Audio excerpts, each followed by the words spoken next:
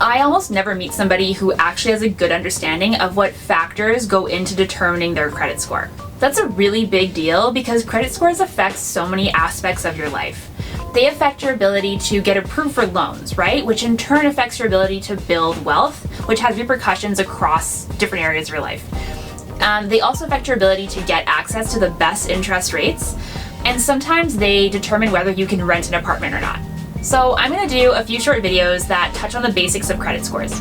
But I really encourage you to read the full article that I wrote on credit scores. You can find it at luckypenny.ca on my blog. This article goes into how the credit score industry operates, and it also talks about how the credit score that you have access to is not actually the credit score that banks use to determine whether you should be approved for a loan or not. So really important stuff. Definitely check out the article. It's super important information. In my videos, I'm going to highlight 5 factors that go into determining your credit score. We're going to talk about what they mean, and then I'll talk about what you can do with that information to then boost your credit score and raise it up. Pay your bills on time. This is the credit score factor that matters the most. And a lot of us have already heard of this. This isn't something new usually to people.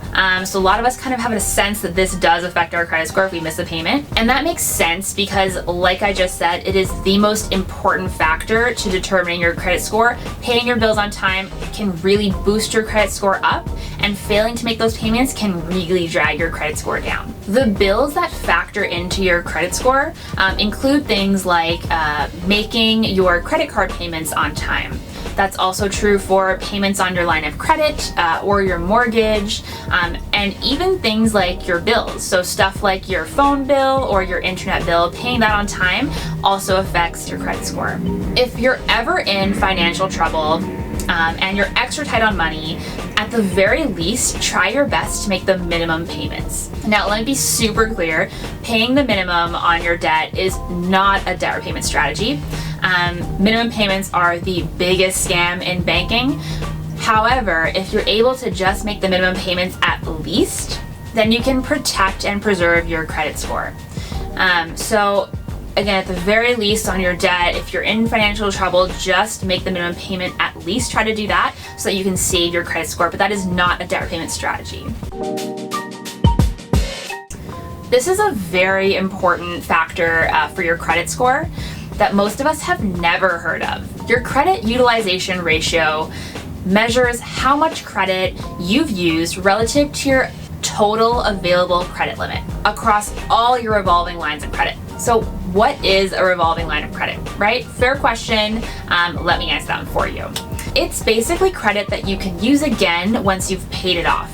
A credit card and a line of credit operate this way. So for a credit card, when you make payments on your credit card and you free up room to spend more, right? So you can then swipe your card again and put more purchases on it. So that is a revolving line of credit. Just so we can understand how the whole concept works, imagine you have 2 credit cards. Each credit card has a $5,000 limit. You have no personal line of credits to keep things simple. So then your total credit limit across both cards is going to be a combined $10,000, right? So 5,000 plus 5,000 is 10,000. It's recommended that you keep your credit utilization ratio under 30% of your total available credit limit.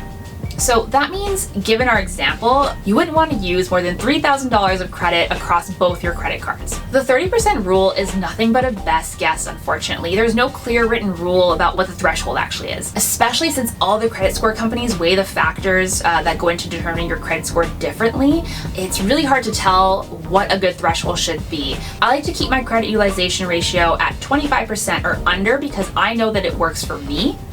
But to be honest, the lower you can make your credit utilization ratio, the better off you're gonna be. Spending too much of your available credit limit will erode your credit score, and it's gonna cause it to drop slowly over time. This seems kind of weird, right? Like, your bank approved you for this certain credit limit, and if you're paying it off responsibly, why is your credit score still dropping? That's because the algorithm that decides your credit score thinks that you're too close to the maximum of your spending and interprets that as risky behavior. This is true even if you pay your credit card off in full the next day after using it. You need to be extra careful though, because having a credit utilization ratio of 0, meaning you have credit cards with nothing on them that you don't use, is also going to negatively affect your credit score as well. You don't want 0, but you don't want it to be too high either. I talk about the credit utilization ratio a lot more in my blog post about credit scores on luckypenny.ca. I really recommend you check it out because this stuff is so very important. I often come across young people who are really afraid to get their first credit card because of how dangerous credit cards can be, especially if you don't pay them on time, right? And these people are right. Credit cards can really be dangerous if you're not responsible with them. But if you educate yourself on how to use them, getting your first credit card young could add years to your credit history. Why is this so important? Because when you make a mistake, say, one day you make a late payment on your credit card. If it's the first time you've made this mistake over 7 years of great credit history, it's gonna feel like a drop in the bucket compared to all your other great credit history. After a few months of paying on time, your credit score should recover. But if you make this mistake with only 2 years of credit history, recovering your credit score becomes a relatively harder process because there's less good history for the algorithm to work with. Ultimately, it depends on how responsible you believe you can be. Getting a credit card early isn't for everybody. I've seen people in their early 20s with absolutely destroyed credit scores. So you really need to be cautious and you need to know yourself. You need to know what you can handle in terms of making payments. And how responsible you're going to be about making those payments on time. The more variety you have in loans, the better your credit score is going to be. That means you're better off if you have a car loan, a credit card, a personal line of credit, and a mortgage than if you only had, just one credit card. That said, this likely has the smallest impact on your credit score. Do not go out and get every loan under the sun that the bank offers you. It's better to allow your finances to grow naturally to the point where you require and can afford a car loan, a second credit card, a line of credit, and/or a mortgage. It's also important to apply for credit as minimally as possible.